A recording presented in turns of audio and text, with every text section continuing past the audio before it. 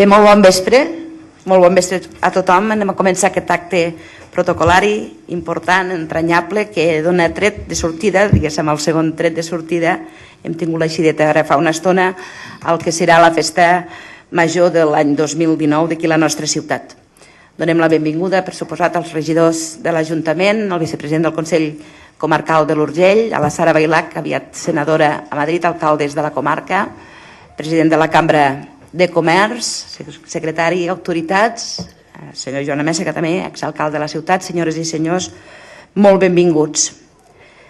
També sé i tinc la constància que hi ha membres del Consell Central de l'Ateneu, avui honorat amb aquest pregó, i per tant també sigueu tots molt benvinguts.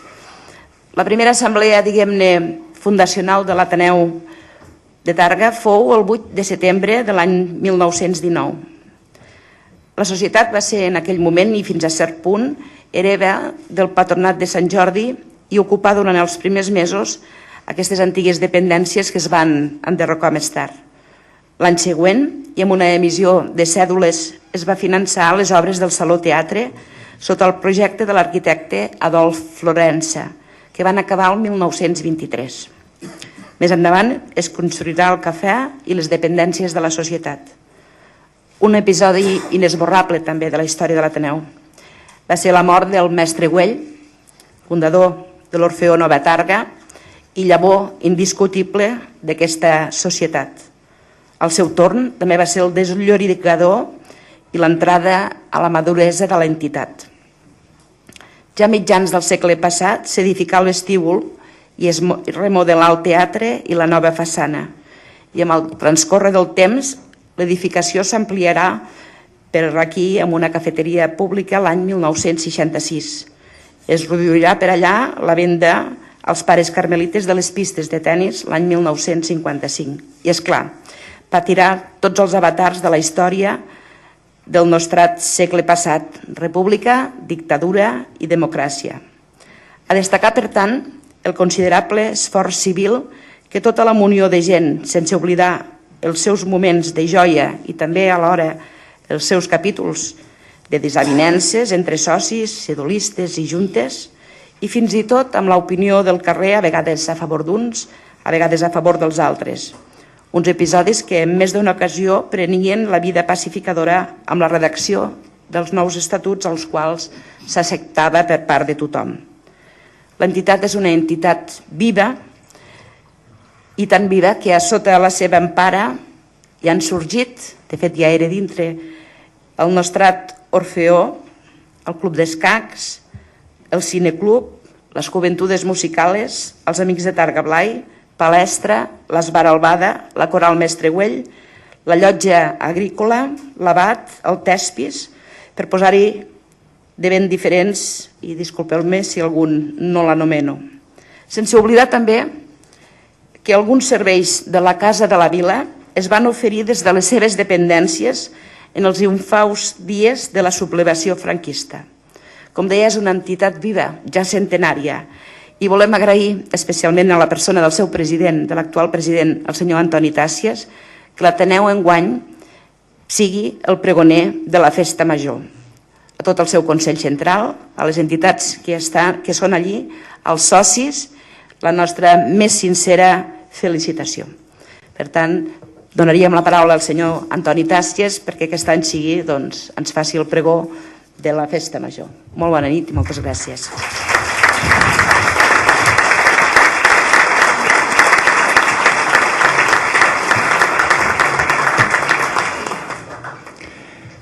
Moltes gràcies, alcaldessa, d'aquestes paraules. De totes maneres, abans de començar el meu Parlament, voldria agrair a l'alcaldessa, als regidors del consistori, també amb els exalcaldes Joan Améssega, el Delfí Rubinat, el president de la Cambra de Comerç, la Sara Bailac, que estarà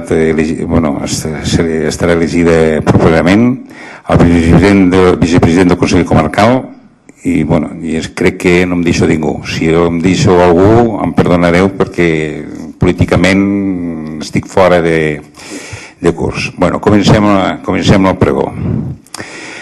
Abans de començar, vull donar les gràcies a l'Ajuntament de Tàrrega i de manera especial a la nostra alcaldessa i presidenta de la Diputació de Lleida, Rosa Maria Perelló, haver-me atorgat el gran honor de ser el pregoner de la festa major d'enguany de la nostra ciutat. Fa que em senti orgullós de parlar-vos de la Societat Ateneu de Tàrrega. Tot i ser una persona que no m'agrada parlar de mi, ni parlar en públic, aquest 2019 és un any molt especial per l'entitat que represento. Aquest 2019, com ja sabeu, fem 100 anys. 100 anys d'esforç de moltes persones, socis, membres de junta, components de seccions, targarins i targarines, que en la seva dedicació han treballat per millorar de manera altruista el dia a dia de tots nosaltres. Són molts els actes que hem preparat per aquest any de l'aniversari. Quan una associació arriba als 100 anys, hi ha molts motius de celebració.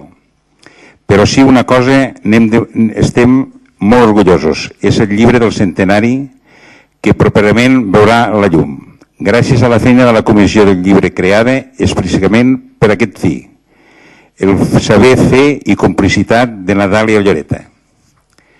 Recabar informació per escriure el llibre que ens ha portat a viatjar en el temps i reviure episodis alegres, grans diades, moments tristos i fins i tot alguna escena dolorosa de la nostra entitat. 8 de setembre del 1919, la data del primer Consell de l'Ateneu de Tàrrega, el nostre òrgan de gestió, Samuel Perenya, propietari d'una drogueria ben a prop d'aquí, a la plaça Major, endevé el primer president de la Societat Ateneu.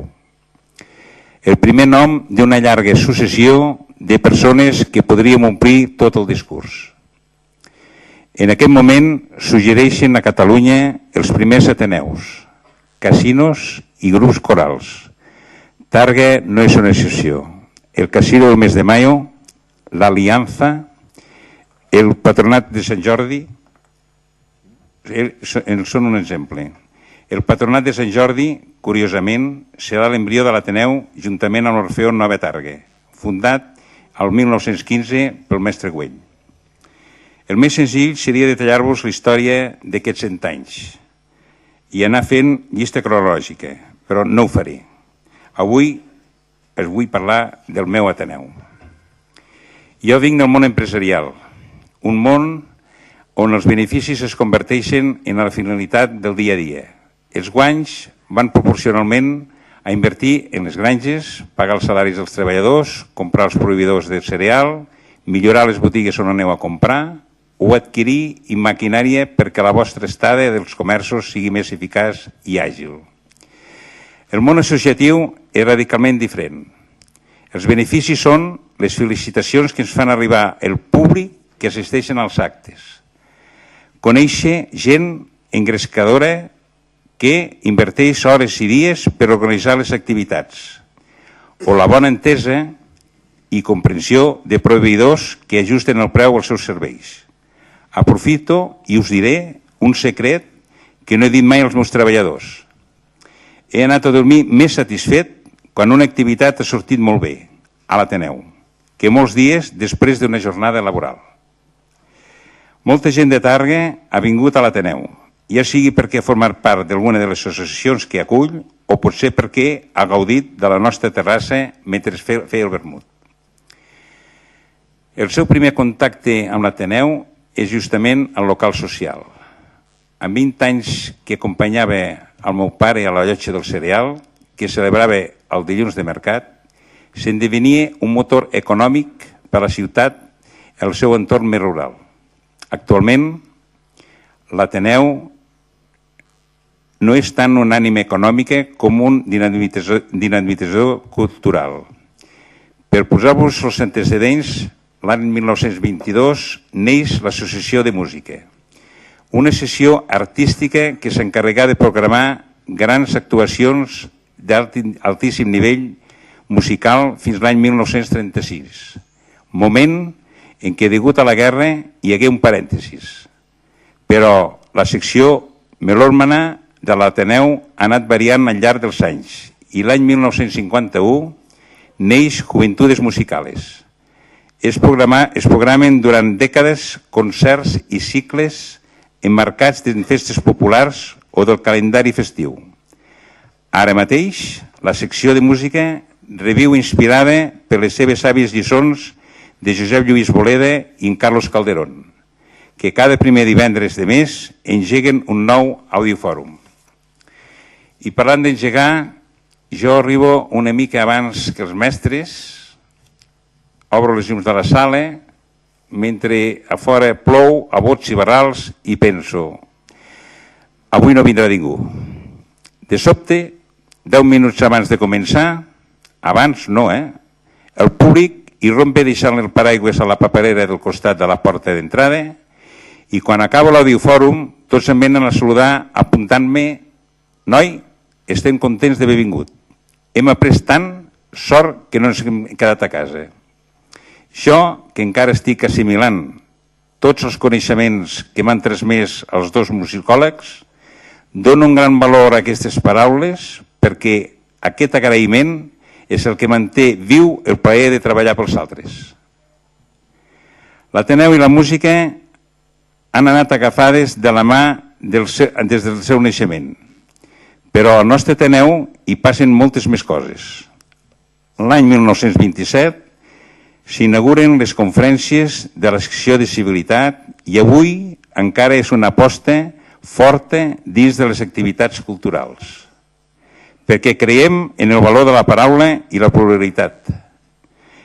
Hem volgut posar al servei de la ciutadania el saber d'erudits dels nostres temps i això és el que ens ha permès conèixer els entramats de l'economia de la mà del catedràtic Anton Costas o de descobrir una gran família targarina que foren els Girona, només per posar dos exemples. Però els he de dir que les desenes de conferències i col·loquis que omplen la programació de l'Ateneu no només són mèrit nostre i ens omple de satisfacció obrir les portes i fer nostres els projectes d'altres entitats de Tàrrega perquè això és el que fa créixer com a associació. Quan parles de l'Ateneu, m'atreviria a dir que a la majoria de les persones els hi fa cap al teatre i és una part molt important del nostre local. L'any 1920, quan es van iniciar les obres del Saló Teatre, i 3 anys després, el 29 de setembre del 1923, s'inaugurà des d'aquell moment hi ha tot tipus d'espectacles i el cinema va omplir sessions. Sí, he dit cinema. Potser per a alguns això sonarà exòtic, però molts altres ben segur que recordaran alguna de les pel·lícules que han vist. Ara que m'he posat una mica nostàlgic, et diré que només hem tingut un cinema, sinó que durant un temps la platea del teatre havia vist disputar combats de boxe i diverses desfilades de models. Però el que recordo de manera més especial és la Fiesta de les Modestilles, que se celebrarà en motiu de Santa Llúcia i convertia el teatre en una sala de ball. Sembla que era ahir que entrava per la porta del teatre amb el meu amic i mentre ens miràvem la sala decorada per l'ocasió em va cridar l'atenció d'una joveneta en un lateral de la sala. Conversava amb una amiga. Després de comentar la jugada amb el meu amic, m'hi vaig acostar i sense entrar en massa detalls els diré que avui és la meva muller. Disposar d'un teatre com una instal·lació pròpia va fer que l'any 1947 neixés el grup del teatre Tepis com a secció de l'Ateneu. I més tard, l'any 1963, recull el testimoni teatral entrant a formar de casa nostra la benèfica agrupació teatral BAT. En l'actualitat ja no és una de les nostres seccions i ara els puc dir amb un punt de tristesa i en les meves paraules que la marxa de l'Abat va ser un d'aquells episodis dolorosos que els he comentat al principi.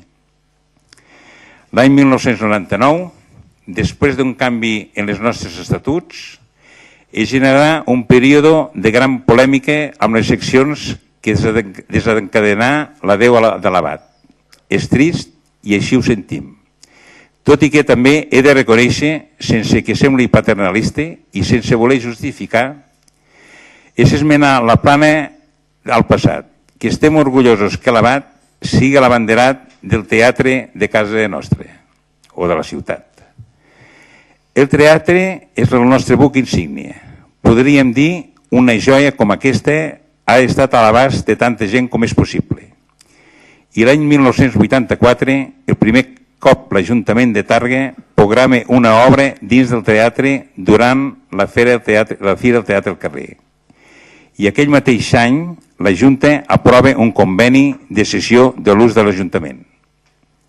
Aquesta mà estesa fa que la nostra ciutat gaudeixi del teatre de l'Ateneu, que sigui assistint a la temporada de teatre, durant el concurs del teatre amateur, en els molts concerts que hi programen i fins i tot en les entregues d'orles i actes de diferents escoles de Tàrrega. L'Ateneu gaudeix d'una ubicació privilegiada i jo crec que això és el que ha convertit en l'epicentre de les trobades. Qui no ha sentit mai allò de quedem a l'Ateneu? M'atreviria a dir que ningú. Aquest punt de trobada és la cafeteria pública. Aquesta cafeteria va néixer en el seu moment l'any 1966 per aportar liquiditat a l'economia de l'entitat. Amb el temps ha esdevingut això, el punt de trobada i esbarjo de molts targarins al llarg de diverses generacions. Cada generació guarda un record especial del seu Ateneu. Tot depèn amb qui parlis i quan això ho he comentat alguna vegada amb la Junta tenim diferents referents. Vall-llaure, Clèries o l'Ateneu del Mingo, que el va gestionar durant 12 anys. La cafeteria del públic ha estat quasi la segona residència de més d'un targarí. I us diré, més d'una mare havia trucat a la cafeteria perquè en aquella època no hi havia mòbils i donaven l'encàrrec al cambrer. I sí, senyors, localitzaven el client. I si encara no hi era, quan arribava, el reben amb un ha trucat ta mare. Avui són la Begoña i el Joan Ramon el que porten les regnes de la cafeteria. I han sabut reviure l'esperit de l'Ateneu, epicentre del jovent targarí. Soc de l'Ateneu. Això també ho hem sentit a dir, si el soc franc, durant un temps va portar acompanyat d'un regust classista. Però ser de l'Ateneu va més enllà. Casa nostra acull l'actualitat Orfeó Nova Tàrrega, Esbar Albada, la Coral Infantil Mestre Güell, Som Swing Tàrrega, el Club Escacs Tàrrega, la secció del billar, la secció del ping-pong i des de fa quasi 2 anys el grup de sevillanes. Tots ells són d'Ateneu i donen vida a la sala de seccions. Si aquelles parets parlessin,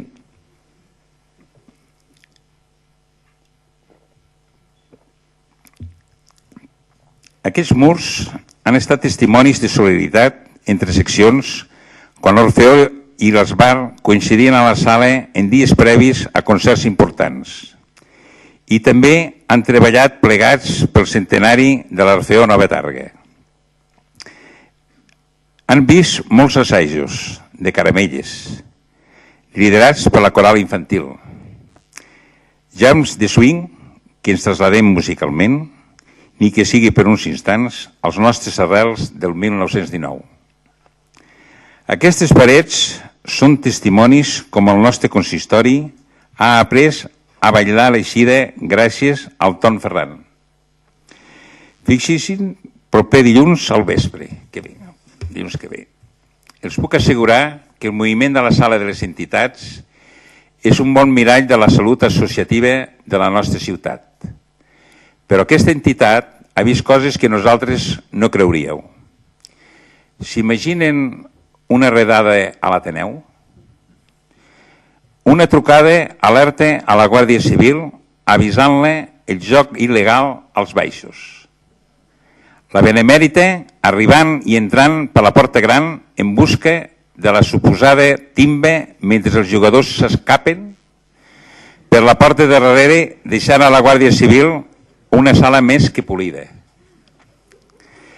Les cèdules també van crear un dels temps més tensos de l'entitat, un autèntic joc de trons. Si em permeten la llicència, per aconseguir la majoria de participacions i així tenir el control de la Junta de l'Ateneu. La venda de les pistes de tenis als pares carmelites, oi tant, l'Ateneu va tenir 3 pistes de tenis. Va generar un dalt a baix a la nostra entitat. No entre els més esgòrnics, sinó pel que van creure que el fet especulatiu no era la millor opció. El resultat final va ser la baixa en bloc de 30 socis. Creguin-me quan els dic que fer una mirada enrere i viu en perspectiva històrica que ens procedeix provoca cert vertigen. No només per la responsabilitat que et carregues a les espatlles quan acceptes el repte de ser president d'una entitat centenària, sinó perquè si n'hi dones unes quantes voltes, el que vius dins de l'Ateneu no es pot deslligar del que es viu a la nostra ciutat. La riquesa del teixit associatiu de l'Ateneu és envejable. La capacitat de treballar pel bé comú fa que les entitats de la nostra ciutat s'esforcin per millorar dia a dia a molts ciutadans. Associacions socials, esportives, culturals, educatives, treballen de valent cada dia invertint el seu temps personal en accions d'interès general. Aprofito per agrair el paper de l'administració vers les associacions. Sense les institucions no podríem realitzar les nostres accions, infraestructures, equipaments, ajuts econòmics. El vostre suport és imprescindible i facilita les nostres tasques perquè arriben al ciutadà d'una manera més propera i personal. No defalliu, continuem construint un país on el teixit associatiu sigui viu. Tingueu l'esperit crític i faci créixer aquest sentiment de pertànyer a una comunitat perquè nosaltres no defallirem en la nostra tasca, perquè, com deia abans, el treball individual millora el col·lectiu. I un bon exemple és que una entitat de Tàrrega sigui l'encarregada d'exercir de pregoner de la festa major. Que es pugui valorar l'esforç d'arribar a 100 anys i continuant defensant els mateixos ideals que va promoure la creació de l'Ateneu és exemple i referència per a les futures generacions. A vegades les entitats poden semblar endomàquites. En reconeixement públic com aquest posa llum a la seva tasca dia a dia. I parlant de reconeixement, us diré que dijous que ve l'Ateneu de Tàrrega rebrà la Creu de Sant Jordi. A nosaltres ens fa especial il·lusió posar-nos al mateix nivell de personalitats, institucions i entitats que han rebut aquest guardó. Ho hem de lluir. Allarga d'aquesta il·lusió que comença avui fins al proper dia 16. Seguim així el camí de tants altres targarins que han portat amb orgull el nom de la ciutat arreu. Tots aquests reconeixements posen en valor la responsabilitat i la feina ben feta que fem com a entitat. L'Ateneu ha vetllat tots aquests anys que els seus socis ens sentissin implicats i identificats en el projecte atenístic de Tàrrega. Però no solament ells. Des de fa uns anys, la nostra societat ha obert les portes a la ciutadania i aquest fet ens ha obligat a ser més exigents amb nosaltres mateixos. Aquesta responsabilitat és compartida, és la suma d'esforços particulars de les persones implicades. hi ha una cosa que voldria explicar i que me'n sento especialment satisfet. L'ha de tenir una junta amb presència femenina. Al llarg dels anys, història no ha estat sempre així. De fet, fins l'any 1987 no veiem una dona a formar part del Consell Central, Rosa Maria Perelló. Va ser aquesta primera dona en representant de l'Abat. Vist on ha arribat. Podríem dir que vam ser uns visionaris. Perquè aquesta entitat hagi arribat a 100 anys d'història, ha necessitat treball de molts consells centrals, l'empenta de persones que han fet el soci l'eix de la nostra entitat. Avui aquí és un bon moment per donar gràcies al qui em va estendre la mà per formar part de la Junta de l'Ateneu, Ramon Baldric. Continuaré fent esment a qui em va donar el seu relleu a la presidència, Joan Lluís Tous, amic de la colla de tota la vida, tot i ser una persona molt diferent de mi, i gràcies a l'Ateneu hem vist créixer aquesta complicitat. Parlant de juntes, saben vostès com és difícil formar un grup de treball. Les primeres persones que em venen al cap són els teus amics, persones amb qui confies, que coneixes i ens has el tarannà. Després busques membres que tinguin ganes de treballar pels altres. I finalment en formen part persones vinculades estretament a l'entitat. L'Ateneu no és una excepció. Jo vaig fer això. Vaig buscar amics, persones compromeses i per acabar de conformar la Junta també persones estretament lligades a l'Ateneu. Però els vull ser franc. Després de 3 anys treballant plegats, me sento satisfet de dir que comparteixo amb tots ells molt més. Hem teixit una estreta relació d'apreci i confiança que fa que estigui molt content de formar part d'aquesta Junta i crec que és un bon moment per agrair-los el suport i l'energia. Sense ells tot això no hauria estat possible. Abans d'acabar, voldria convidar al seguit d'actes que hem programat per celebrar tots junts el centenari de l'Ateneu de Tàrrega. I ara sí, en nom meu i de l'Ateneu de Tàrrega, em plau poder-los entonar amb tots vostès bona festa major, visca Tàrrega i visca Catalunya.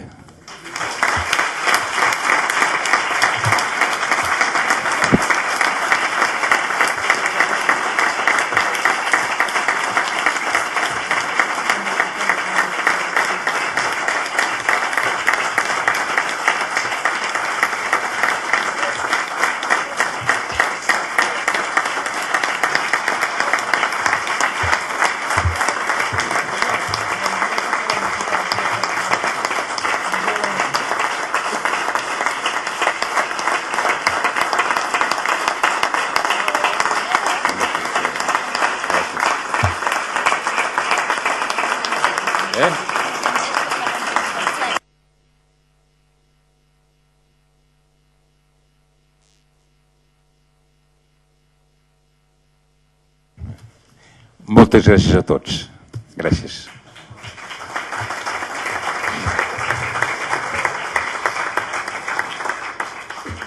Bé, li demanarem també al senyor Tàcies que en nom de l'Ateneu i d'aquest dia i d'aquest pregó ens signi el llibre d'honor de l'Ajuntament, però a banda també volem fer un obsequi a l'entitat.